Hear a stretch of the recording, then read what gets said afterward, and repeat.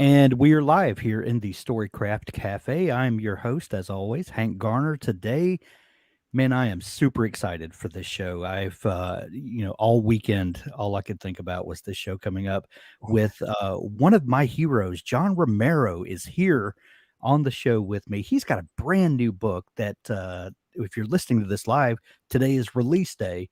And the book is Doom Guy Life in First Person by John Romero. And if you are not familiar with John Romero, he was one of the co founders of id Software and one of the guys that created first person shooters and this whole genre of gaming that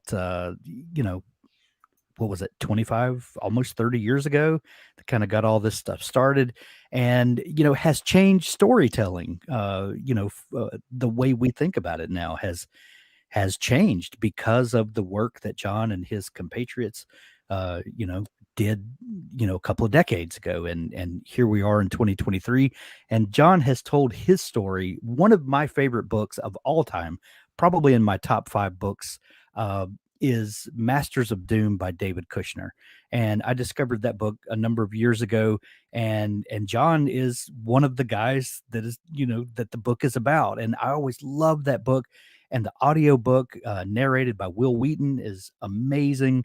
And then when I heard that you, John, were going to tell your side of the story from your vantage point and your words, I was super stoked. So here we are. The book is out today. Welcome to the show, John. Well, thanks for having me on. I'm really honored to be here, and I'm excited to talk about the book. Absolutely. The book is your story. What was it like? Well, first off, that book that introduced a lot of people to you and the work that you did, Masters of Doom. Um, did you? How did you feel about the book when it came out? Well, I was happy with the book. It was well written, it was exciting, and David did a lot of research. He spent about 5 years researching and writing the book. So yeah, it's definitely it's good. Yeah. There were obviously, parts of the story that you wanted to, add your perspective to. When did that become, something that you were thinking about? David did a great job on this, but, maybe there were some things that he just couldn't know because he didn't live inside your head. When did you start thinking about telling the story, in your way? Um, Geez, there's so many stories that could be told. There've been a lot in magazines, definitely in Masters of Doom, YouTube videos. Um, there's been a lot out there, but there hasn't been a book about my whole story from when I was a kid, which was not covered in the book, in Masters of Doom. And what's kind of interesting, the way it came about was that I was giving a talk at a conference in Canada, and the conference organizers asked me to talk about my life instead of the games I made. They want to know who, how did I become the person who made those games instead of talking Right. about the games. And I said, okay. So I wrote a talk called My Life in Games, and and the audience was kind of shocked when I talked about how I was brought up and where I lived and all that kind of stuff, because it wasn't out there anywhere. And so somebody had basically said, that should really be in a book. And I thought about it, and I thought, there also is not a definitive id Software game history book either. And game history is super important to me. Yeah. um, it's important to you know to a lot of people, and so it was interesting. It was important for me to get like the exact dates that games were made, what they were about, what they were called, because there has been some confusion over the years about things like Hover Tank 1. It's not Yeah. called Hover Tank 3D, Um, but yeah, and I thought, yeah, this could double as a game, like an id Software game history book, and serve obviously as my uh, as my memoir slash autobiography. And you know, Masters of Doom does a really great job of telling the story, and a lot of people really love that book. And exciting, I'm excited to actually add this book out there as well. It doesn't take away from Masters of Doom. I think it just adds a lot more information. Yeah. I am 51 years old, so I am that point in my life where nostalgia is a very strong thing, and as a kid who in middle school and high school was really into computers and the personal computer revolution was happening, and these were magical, devices that you had to get in and figure out how they worked, and you had to write software and all of this stuff. And now I look at my kids, and the computer is just an appliance. It's just everybody has one. Everybody's phone is a computer, and they're just so taken for granted. And there's something about hearing about the early days of how this technology was coming alive, and how guys like you were looking at this technology and thinking of new things that you could do with it. And I think that that's one of the most important things about game history, computer history, that has to be told, because this was a different time with a different way of thinking than it is now. Yeah, it's a lot. I think a lot of times when people read about game history, it's like back in this year, this is what was out, instead of a a story that's written from that time. Like, Right. and I used to go into the arcades and I would play pinball games in these dark caverns, and talk about what was so great about pinball, and like, what is this? Here's a new electromechanical game, and then here's a video game. And so I was there. I was super lucky to grow up during the pinball to video game to home computer transition. Like when I started to learn how to code, almost no one had a computer in their Right. house. I didn't know anyone with a computer at home because it was brand new. It was a personal computer revolution just beginning. So, but I was there where, at least where it counted for me, which is in the arcades, playing those games, absorbing the design lessons of those games, and deciding that that's what I wanted to do. Yeah. When you decided to write the book, you mentioned in the book, and this is worth mentioning, that your memory is exceptional, and I think there's an actual term for it, and I can't remember the term, but I'm sure you'll fill us in. But you have this uncanny ability to remember very specific things. When did you realize that? Um, Probably in the early 2000s, when things that happened long ago were not being recalled by people that I knew were around back then, Yeah. like like a certain amount of years, 20 years or so, maybe 30. And it was like, huh, that's funny because I know myself a couple people who have the same kind of memory that I have, but that's out of everyone I know. And so, you know, it was interesting, and as I think as I got older, the more apparent it was that, like, it's weird that I can remember things instantly like they happened yesterday. So yeah, it's something I've heard for a while, because people are like, how do you remember that? And it's like, how do you not remember that? Right. Because to me it was like, it's weird that you're forgetting things. Yeah, right. Well, that had to be super helpful when you're recalling stories from, the late '80s, early '90s, and you can place yourself back there again. That had to when you're I would imagine, that when you start thinking about telling the story, did you kind of sketch out the parts of the story that you wanted to tell, or how did I'm always kind of fascinated by memoir or autobiography, because most of the time what you're telling is kind of a window into your life, and then when you're deciding that, how do you decide what the window is going to be? When you start kind of sketching out what this story was going to portray, how did you decide, where do I pick up? What are the highlights of the story? What will people find interesting? How did you kind of start doing inventory of your story to come up with those? Well, I think first it was like, well, this is an autobiography, and I want to cover everything from the very beginning. So it's like, okay, it's my whole life. It's not like just a little part of my life. So Yeah. it was important to come up with an outline. What are the major sections of my life, like where big things changed, right?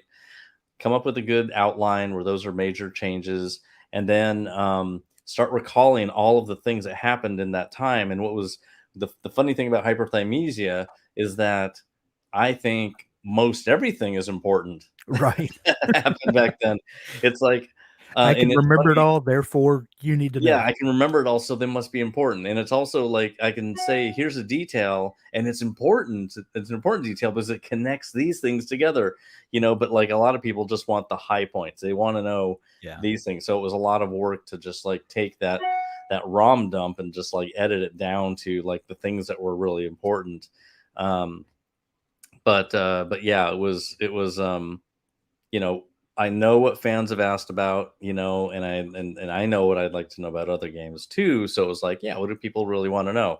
So distilling down all the key moments that led to other key moments was really important to making sure that the book held together cohesively, and um, it was always like addressing things that people would want to hear, and less things that they wouldn't. But if I thought that there was a detail that was important that would give more insight into things that they know, then that was important to put in there, because I did want to put into the book a lot of information that no one has seen anywhere else.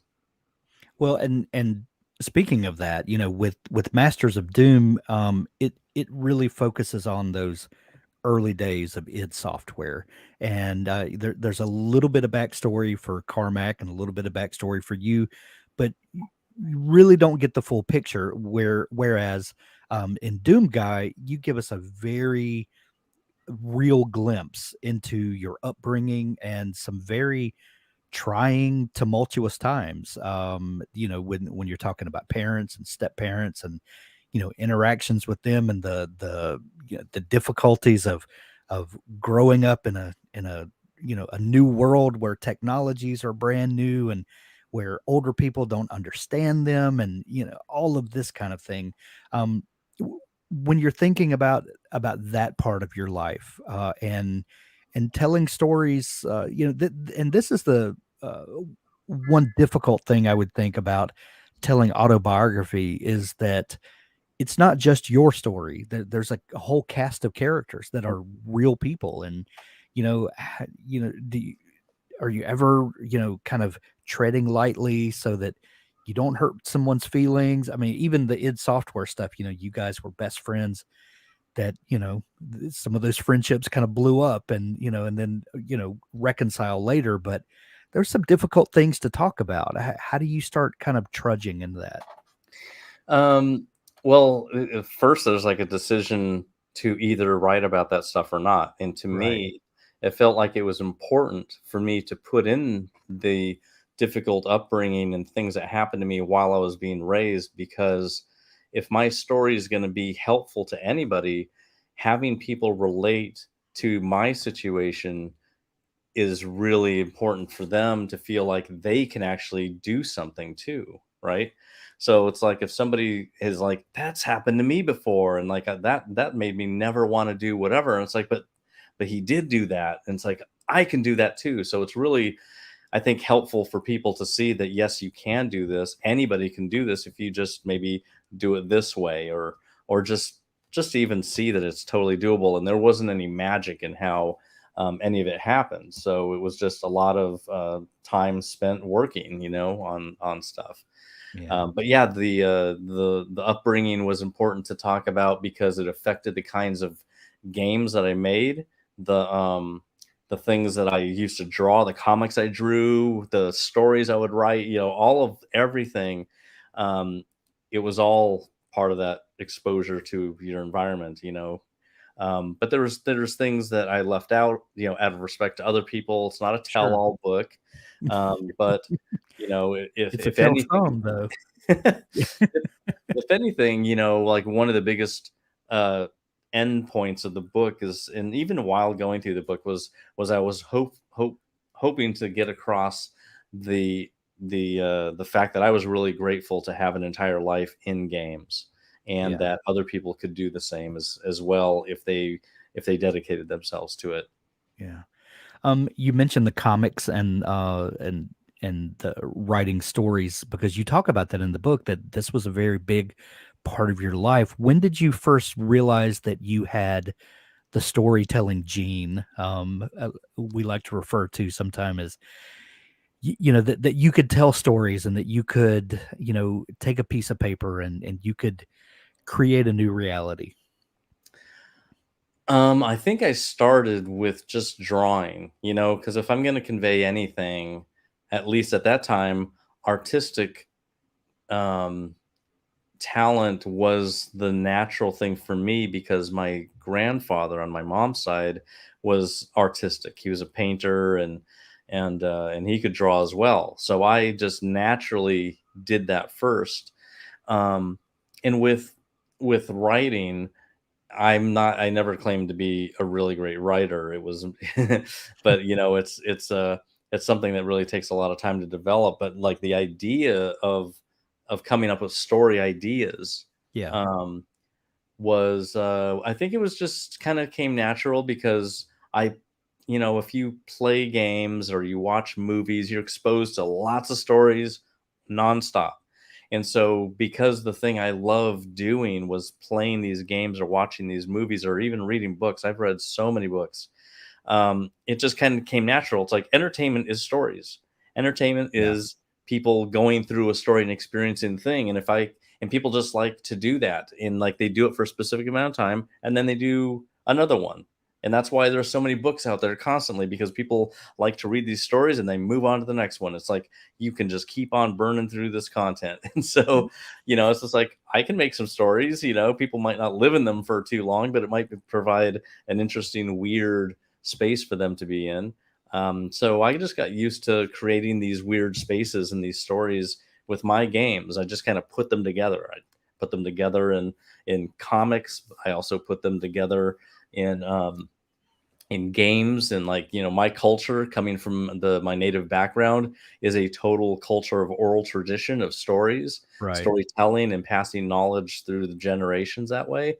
So it just felt really natural. My dad was Yaki and our family would get together and barbecue in the backyard and tell stories, and those stories were never the stories that as a native slash Mexican, you never feel like these stories were, oh, that's a story from the 1800s. It's just it's a story, Right. and the reason why it's told is because it's still relevant and it's important to tradition and heritage.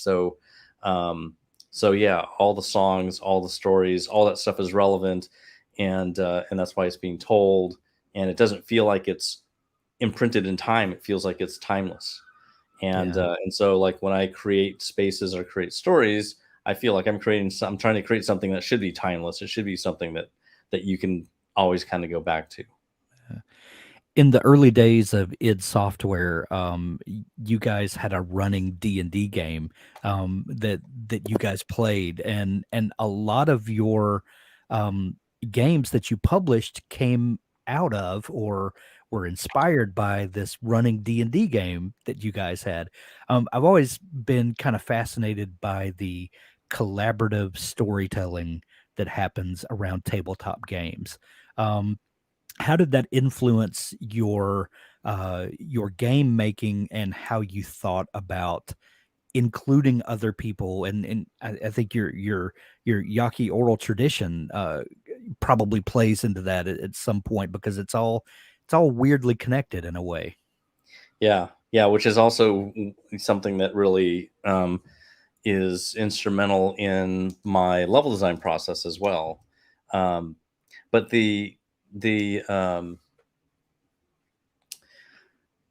What was that? What was the last thing you said? The last question? I was I it's started going how off on all a of tangent. these things are connected to, that the collaborative storytelling Yeah, nature so of. D&D, right? The Yeah, D&D games that we played, D&D is such a unique space to be in because when you are reading a book, you're reading something that someone has written that you are experiencing as you read it.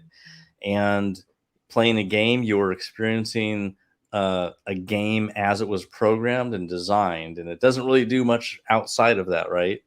Um, so D&D is a space that is real time, and it can be anything and it can go anywhere. So really good DMs, or GMs, however, from right, the 70s we call them DMs, dungeon masters. um, they can, they're ready for the party to do anything really different and crazy, if they're really imaginative. And those are the very best games, is to play with someone who can take you anywhere.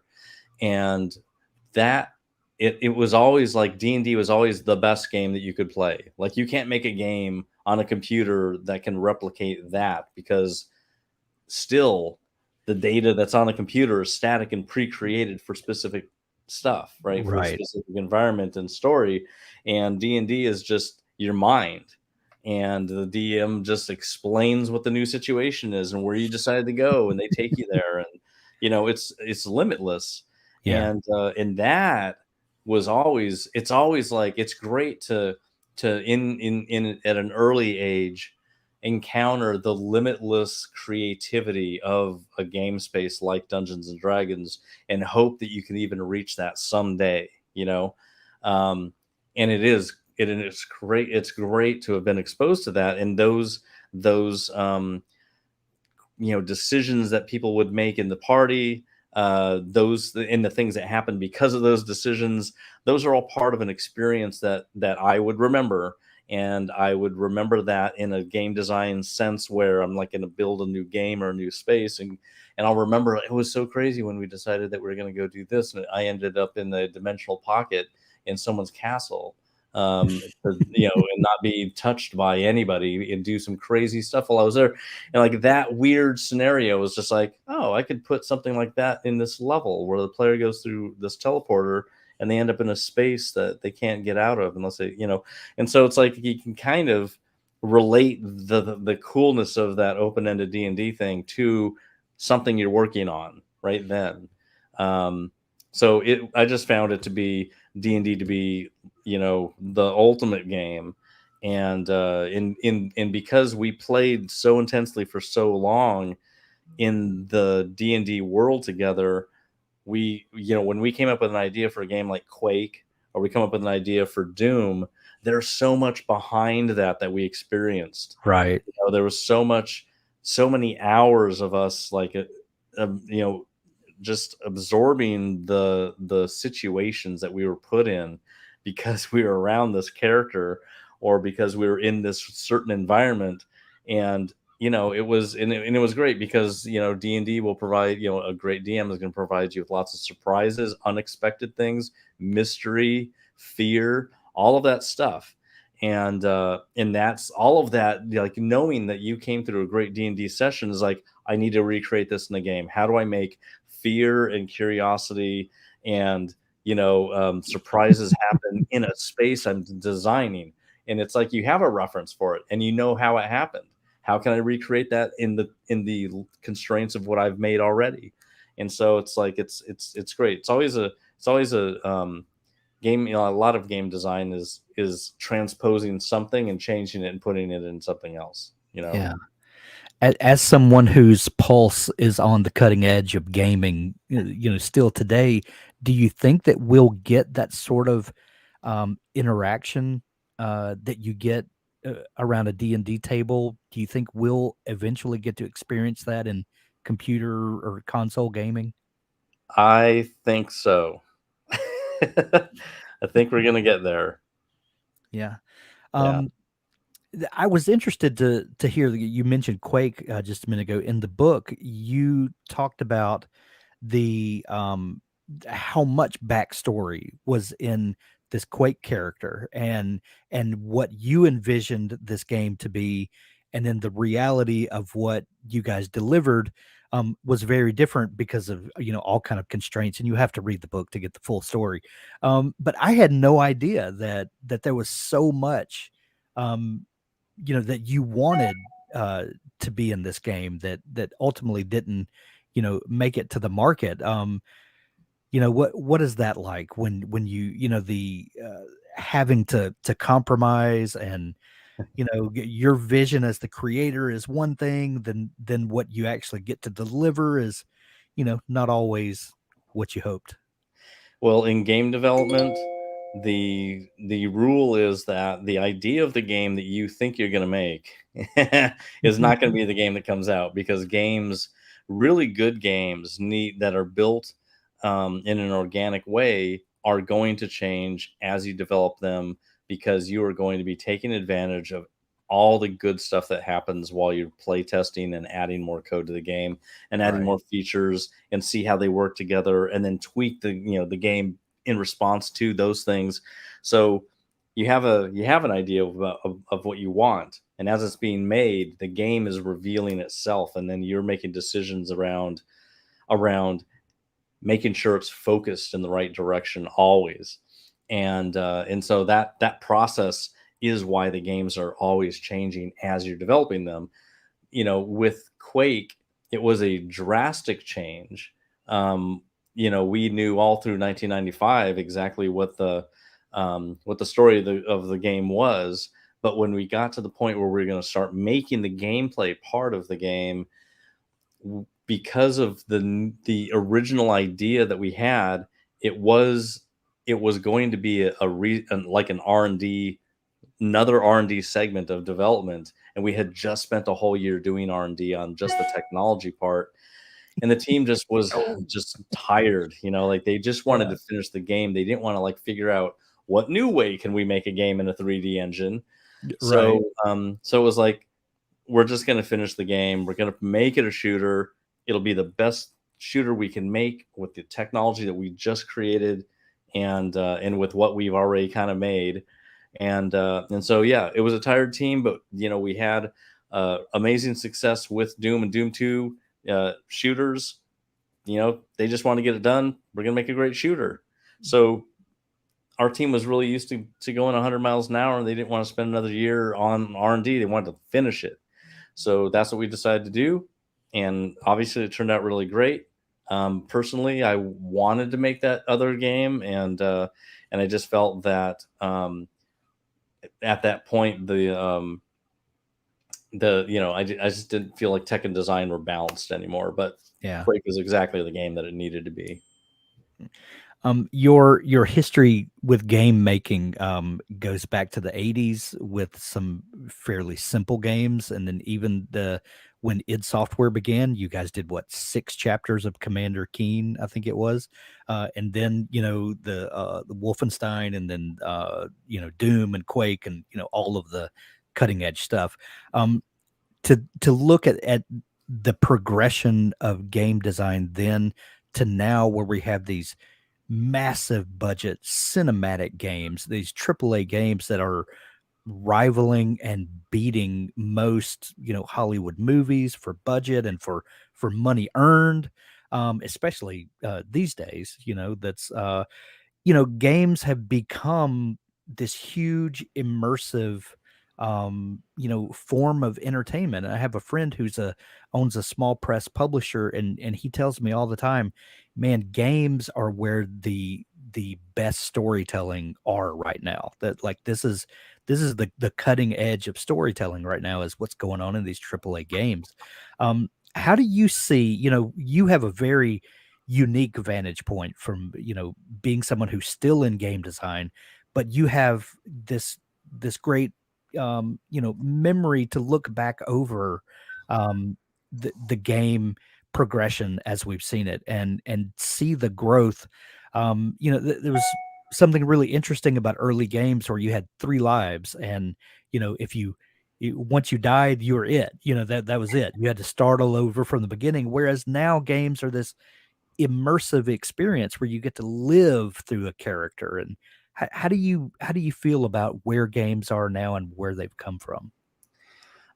Geez, they're so amazing now. I couldn't have even imagined what games are today back then. Yeah, There just wasn't a way to even think that. Really, D&D was as good as it could get back then.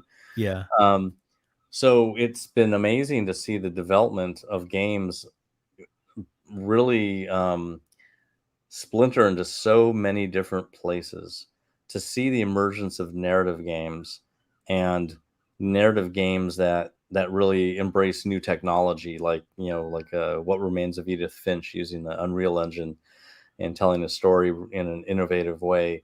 Um, I just love it. It's like that's what the game industry is about, just experimentation.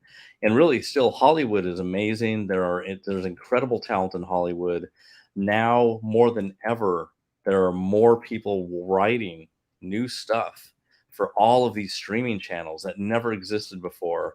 And people take ideas from all over the place. Game developers can take some ideas from some Hollywood movies or scripts, and likewise, Hollywood can take some ideas from things that games are doing well. The industries are slowly converging because the technologies that we're using to make games are using to make movies too. And so, like, things get closer and closer, and it really becomes the platform that you're on.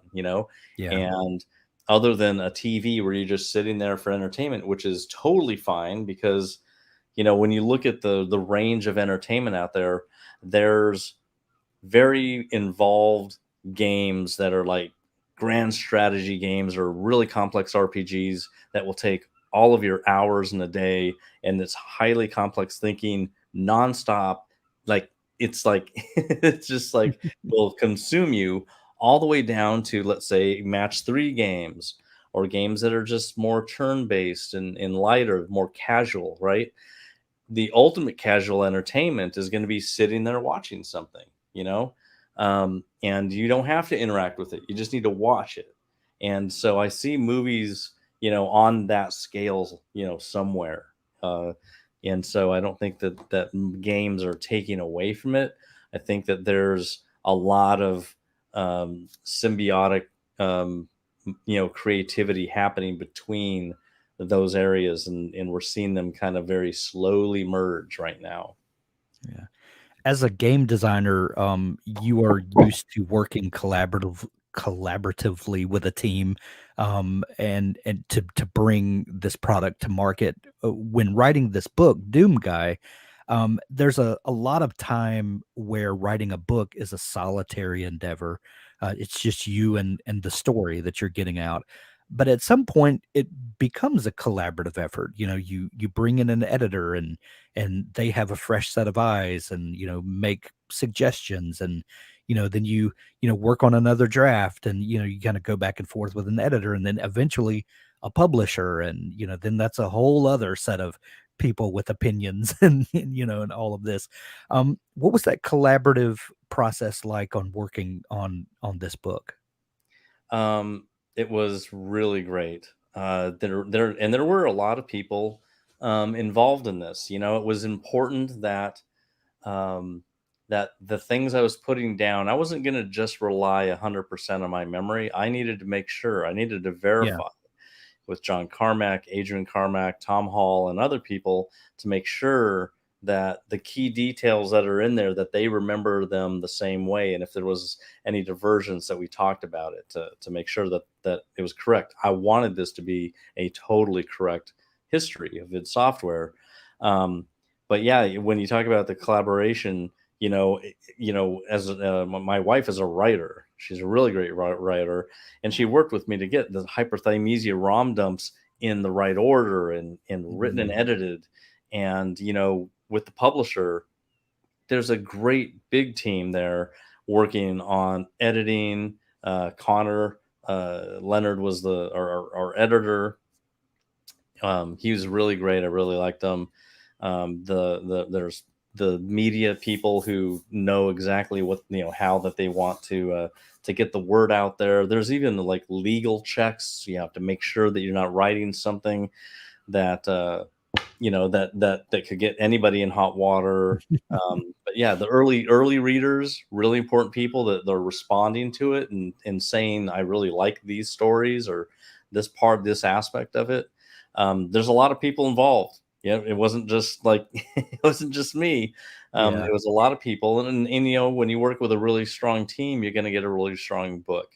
And really the fans who are asking questions year after year after year are really important to make sure that I'm addressing all of their questions. I'm giving them answers like, where's Black Room? I've been asked that for years, and of course, only a certain number of people are going to know that. And I wanted to make Yeah. sure over the years, I've never talked about Black Room, and I put it in the book because here's a story that people, really wanted. But Yeah. I wouldn't have this story without the people in my life and the incredible teams that I've worked with. And so, this is it. This is the story. These are the people, and this is what happened. Right. 6 or 7 years ago, I think it was, Richard Garriott of Ultima fame published a book that was part, biography and part, thoughts about current events. It was a really interesting book. But we got a glimpse into video game history through his eyes. Ken Williams of Sierra fame published a book in the last year or two where he told the early story of Sierra Online, and now your book, and then a couple of contributions from other folks. We're starting to get a unified history of computer gaming. And have you talked with other people that maybe have seen what you're doing with this book and maybe are inspired to tell their little corner of computing and video game history? Well, I haven't gone out specifically to say, "Hey, you should tell your story." It's kind of like, it's funny because it's so much work. Yeah, It is a major decision to decide that you're going to tell your story because it takes a long time and it's a lot of effort, and to do it right, you want to make sure you're doing it right because if you don't do it really well, then people won't want to cite your book as a source for the game histories that we're talking true. about. So it is a big endeavor to try and do that. But there are plenty of people out there that's like, oh, I really wish Doug Carlston would write another book. And in fact, Doug Carlston wrote a really great book back in 1980, I think it was four, called Software People, that was about the industry right then and how it started. And there are a bunch of other history books like that where people did write stuff, but the people who were the leaders of the industry back then, but not everybody knows that these books exist. Yeah. The publisher sent me a early release version of the audiobook, and I absolutely loved it. You narrated the audiobook. What was that experience like? Not only to write your story, but then to perform it. And was that kind of a full circle moment for you? It was really cool. I thought, I thought that people, fans would want to hear the author narrate it. It's like, how Yeah, would he wrote always. these words, how would he say them? Instead of someone else interpreting how they would be said. Right. So so I thought that would be cool. It is yet again another massive effort to go and record all of it because it's never perfect, and you redo lines over and over. It could be one line that you screw up 10 times, and the book has got a lot of pages in it and a lot of words. So I worked with this amazing sound producer, Dahi, and he was just so fun to work with. He's a gamer. He had a really amazing studio, and we would go out there and just knock it out. And I have to come back and do edits and just, it was a big process to try and get it out there. But I thought, I want to make sure that I'm saying the words that I wrote, Yeah. and it sounds the way I would say them. Um, so yeah, and it's unique. I mean, it's just like, Uh, not everybody gets to hear the author read their own book, right. and I might not write another one, so this is it. you know Was absolutely phenomenal. And you can go grab your copy of Doom Guy Life in First Person by John Romero. It's out everywhere today. Go visit your local bookstore, support local books. If you don't have a great local bookstore, we're going to put links in the show notes where you can grab it from Amazon or go to Audible and get the audiobook narrated by John himself. John Romero, thank you so much for taking time to come on the show. We're going to send everyone to pick up their copy of the new book. Thank you very much. It's been great being on here, and thanks for all the really great questions.